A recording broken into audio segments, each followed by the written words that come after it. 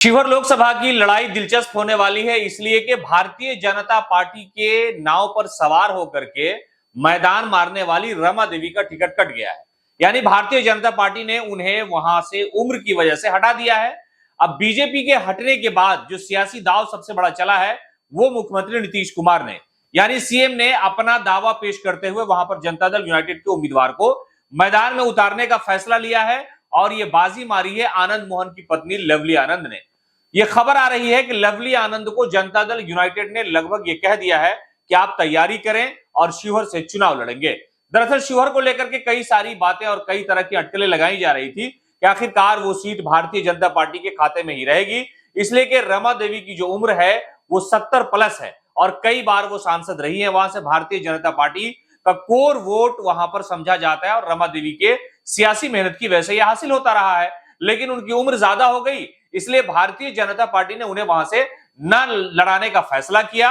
और इसी तरह का फैसला बगल के लोकसभा क्षेत्र में था कि राधा मोहन को भी वहां से हटाया गया। तस्वीरें हमने आपको दिखाई कि वो रोते हुए नजर आए थे रमा सिंह। राधा मोहन का जब टिकट कटा, जब उनको अंदाजा हो गया इस बात का कि उनका टिकट बीजेपी ने काट दिया, तो वो रोते नजर आए। लेकिन तस्वीर देखिए शिवहर की कि यहाँ पर लवली आनंद और आनंद मोहन ने जैसे ही मुख्यमंत्री नीतीश कुमार से एक अन्य मार्ग में जाकर के मुलाकात की, लोगों को इस बात का अंदाजा होने लगा कि मुख्यमंत्री नीतीश कुमार ने उन्हें कह दिया है कि आप जाकर के शिवहर से तैयारी करें। तो तस्वीर लगभग साफ हो गई और सूत्र ये बताते हैं और ये खबर पक्की भी है कि जनता दल यूनाइटेड ने वो सीट अपने खाते में ले ली है और कैंडिडेट भी फाइनल कर दिया है। यानी मुख्यमंत्री नीतीश कुमार बहुत ही करीब, और लवली आनंद आनंद मोहन का जो रिश्ता है वो सियासत में बड़ा ही करीब माना जाता है। हालांकि जब गठबंधन की सरकार थी उस वक्त राजद सुप्रीमो लालू प्रसाद यादव और मुख्यमंत्री नीतीश कुमार साथ थे, लेकिन आनंद मोहन के बयान और मनोज झा के राज्यसभा में हुई तकरीर के बाद जो घमासान मचा था, इस दौरान भी लालू प्रसाद यादव से दूरी और नीतीश कुमार से करीबी जो है वो सियासत में समझा जा सकता था। मुख्यमंत्री नीतीश कुमार ने कई बार पब्लिकली कहा कि अरे तुमको पता नहीं कि हमने आनंद मोहन को छुड़ाने के लिए क्या क्या नहीं किया, कानून बदल दिया।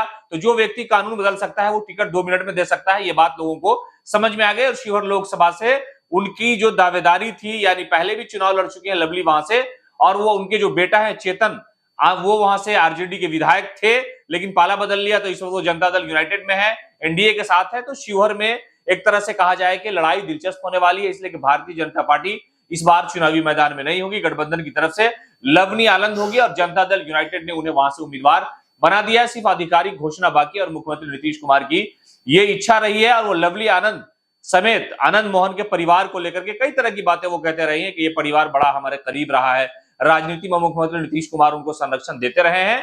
और जेल से जब वो छूटे थे, इस दौरान मुख्यमंत्री नीतीश कुमार ने कानून बदल दिया था, कैदियों की रिहाई को लेकर के बड़ा हंगामा हो, ये पूरा मामला न्यायालय में लंबित है। और अब तस्वीर राजनीति की, दावेदारी चुनाव लोकसभा की है। लवली आनंद के नाम पर जनता दल यूनाइटेड ने लगभग मोहर लगा दी है। मुख्यमंत्री के नीतीश कुमार की रजामंदी है और आधिकारिक ऐलान होना बाकी है।